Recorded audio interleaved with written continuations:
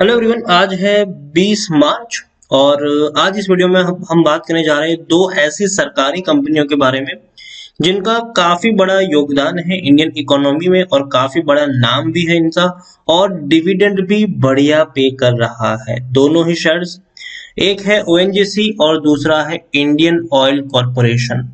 एक share ONGC जो है वो 110 रुपए के ऊपर ट्रेड कर रहा है, इंडियन ऑयल 100 रुपए के करीब ट्रेड कर रहा है। वीडियो में हम डिस्कस करेंगे कि ओएनजीसी खरीदारी के लिहाज से बेहतर शेयर है या फिर इंडियन ऑयल। तो दोनों को हम यहाँ पर कंपेयर करेंगे कि कौन सा शेयर खरीदने के हिसाब से बढ़िया रहेगा। तो अगर आपने अभी तक चैनल को सब्सक्राइब नहीं किया है तो प्लीज उसको सब्सक्राइब करना मत भूलिएगा। इसके अलावा अगर आप चाहे तो मेरी टेलीग्राम चैनल को भी सब्सक्राइब कर सकते हैं, लिंक आपको डिस्क्रिप्शन में मिल जाएगा। तो शुरुआत करते हैं ओएनजीसी के साथ। 110 रुपए का ये शेयर है और पिछले कुछ दिनों में अगर हम देखें, एक महीने में अगर हम देखें तो एक महीने में 5% का ग्रोथ है। 105 रुपए का लो था, ऐसी तेजी यहां पर बनी कि 119 रुपए तक पहुंचा। गिरावट आई, तेजी आई, गिरावट आई, तेजी आई, गिरावट आई, तेजी आई, गिरावट आई, फिर से तेजी की तरफ भागने की कोशिश करी। एक साल में अगर हम देखें तो पिछले एक साल में ओएनजीसी के शेयर में 80% से भी ज्यादा का ग्रोथ है। आप देखिए शेयर 60 रुपए के ऊपर था कोरोना काल में, अच्छी रैली आई, 90 रुपए तक गया, लेकिन उसके बाद बड़े लंबे समय तक शेयर एक डाउन ट्रेड में चला गया। कम से कम अगर हम यहाँ पर देखें तो छठे महीने से लेकर 10वें 11वें महीने की शुरुआत तक ये शेयर डाउन ट्रेड में था।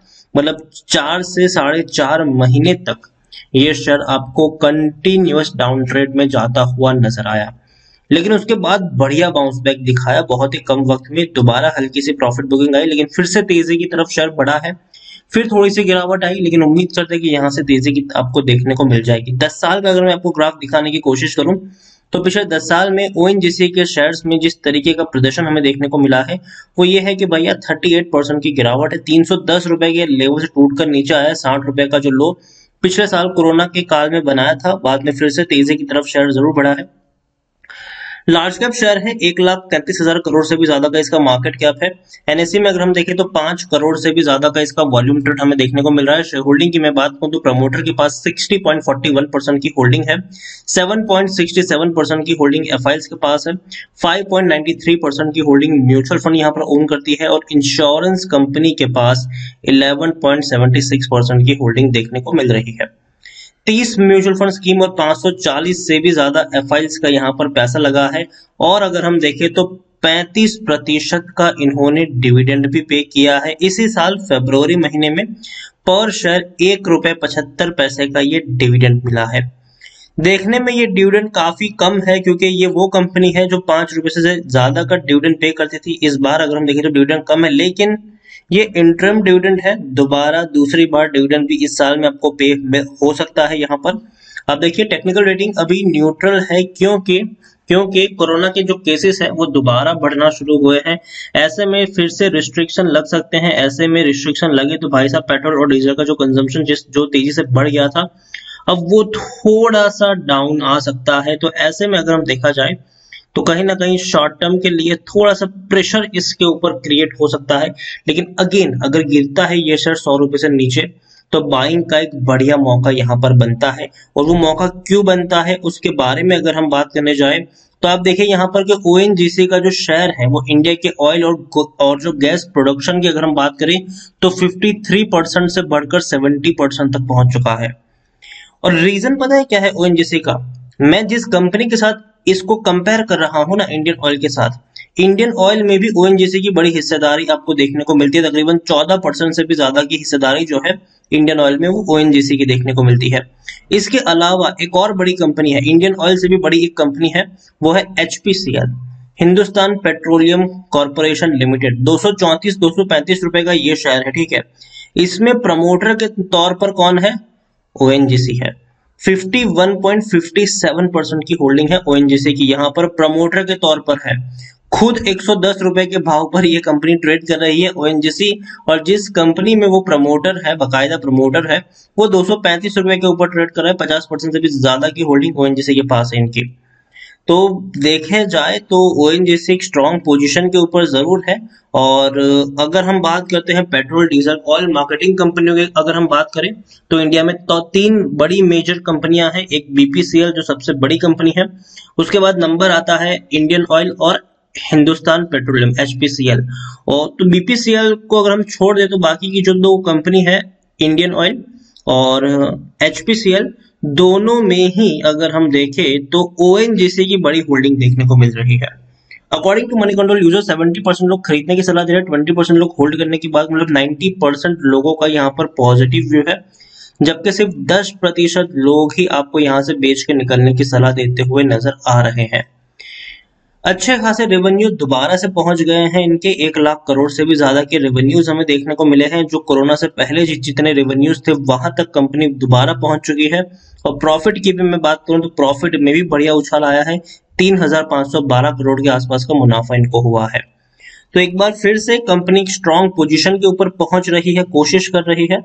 और ओएनजीसी अगर हम देखें तो अनडाउटेडली एक बढ़िया कंपनी नजर आती है, क्योंकि इनकी जो हिस्सा है वो और बड़ी बड़ी दिग्गज कंपनियों में भी है।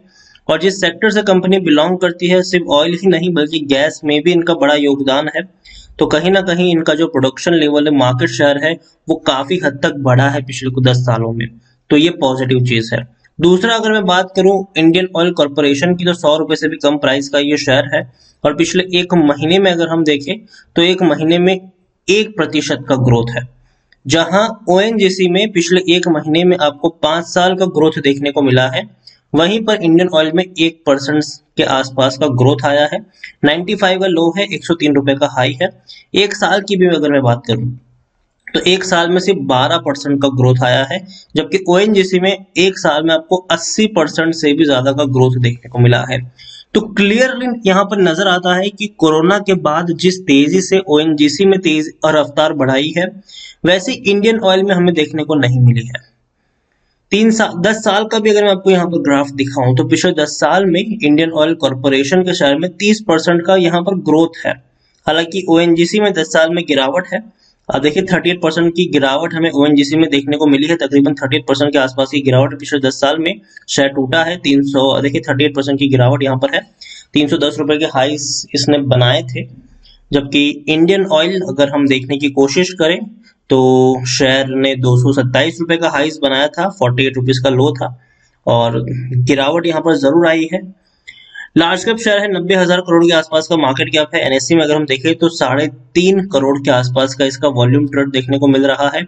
और यहाँ पर अगर हम देखें तो 51.50% की होल्डिंग प्रमोटर के पास है, 5.83% की होल्डिंग एफआईज, 5.42% की होल्डिंग म्यूचुअल फंड और 8.06% की होल्डिंग इंश्योरेंस कंपनी के पास है। सेम चीज अगर मैं ओएनजीसी के साथ कंपेयर करने की कोशिश करूं तो आप देख सकते हैं कि क्लियर कट प्रमोटर के पास ज्यादा होल्डिंग है ओएनजीसी में कंपेयर टू, आप देखिए 51% की होल्डिंग इंडियन ऑयल की है प्रमोटर की, जबकि यहाँ पर 60% से भी ज्यादा की है।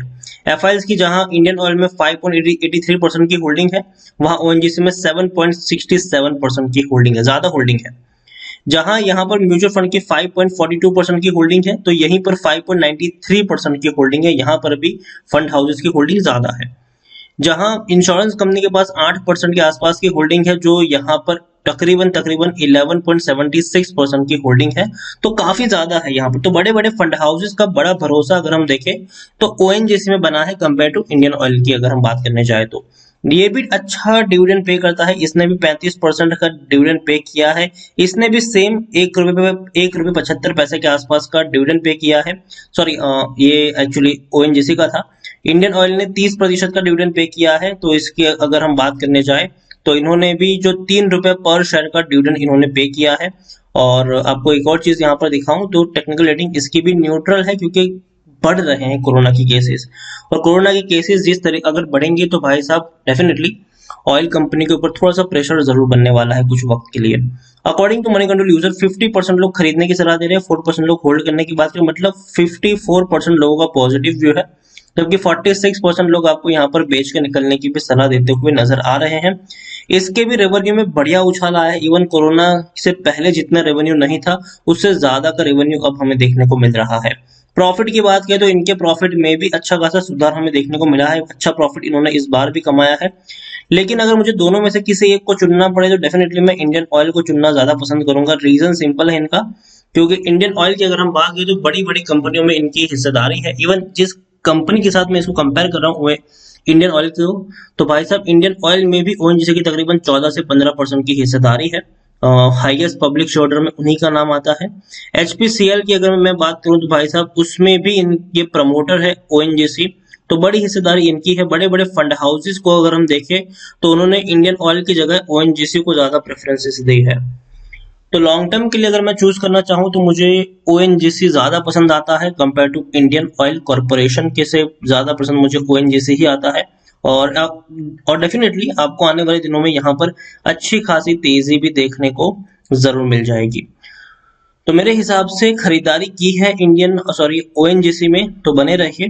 फ्रेश बाइंग करना चाहे तो इंडियन ऑयल के मुकाबले आप चाहे तो ओएनजीसी में अपना पैसा लगा सकते हैं, लेकिन थोड़ा सा प्रेशर रहेगा। अगेन मैं कह दूं, कोरोना के केसेस बढ़ रहे हैं, तो इस बढ़ते केसेस में, बढ़ते दौर में कोरोना के, थोड़ा सा प्रेशर इस ऑयल कंपनियों के ऊपर रहने वाला है। तो ये सोच के आप खरीदारी करिएगा, और अगर शेयर यहाँ से और 5-6 रुपए करेक्ट होता है तो वहां पर आप चाहे तो बाइंग की पोजीशन ले सकते हैं। और लॉन्ग टर्म में आपको 125-130 रुपए तक का टारगेट देखने को मिल जाएंगे ओएनजीसी में। इंडियन ऑयल भी अच्छा शेयर है, बुरा शेयर नहीं है, लेकिन मुझे लगता है कि इंडियन ऑयल से बेहतर शेयर ओएनजीसी यहाँ पर जरूर है। तो वीडियो को यहीं पे एंड करूंगा। अगर आपको वीडियो पसंद आया हो तो प्लीज लाइक कर, शेयर कर, चैनल पर अगर पहली बार आए तो प्लीज सब्सक्राइब करें। और ओएनजीसी और इंडियन ऑयल दोनों में से आपको कौन सा शेयर पसंद है वो भी आप मुझे कमेंट में लिखकर बता सकते हैं। Thank you.